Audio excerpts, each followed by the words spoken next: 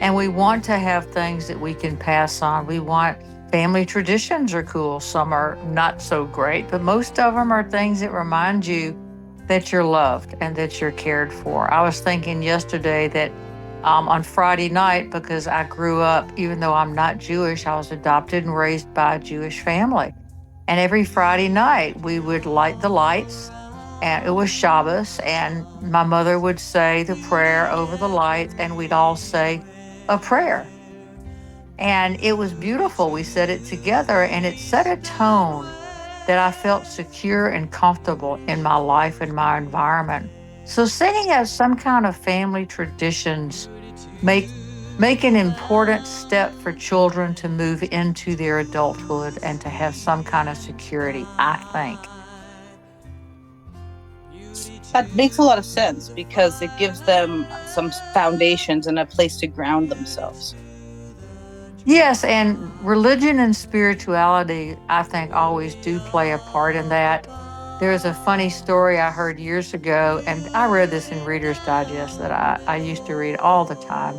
This gal said, well, it's Easter and we're going over to my grandma's house where she's passed away, but my mom has lived there and moved in. She's been there for a couple of years.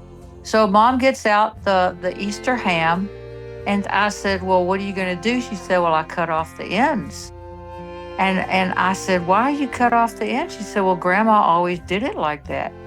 So she said years later, she found one of her grandmother's cookbooks, and her grandmother used to write these cute little notes about all her recipes.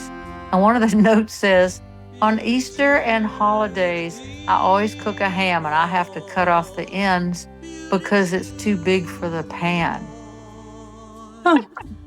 So that became a family tradition that was silly, but they didn't know why, but they always used to watch their grandmother cut off the ends of the hands.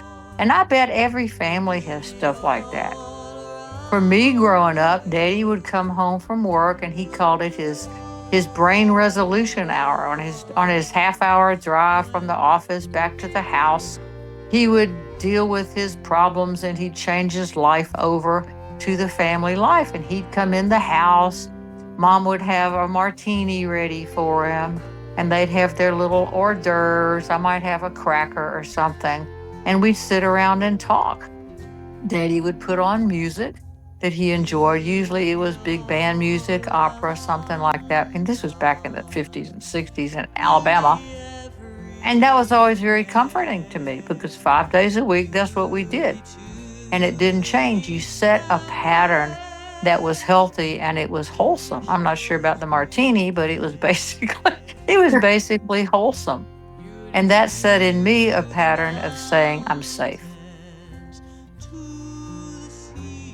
That's a really good example, and music is great for that, for providing a sense of security and values. Yes, it's a communication that's not verbal, even if you're singing. It's not really communicative verbal, such as we're just talking. It's a different energy field. It goes through different areas of the brain, I think. It affects the whole body.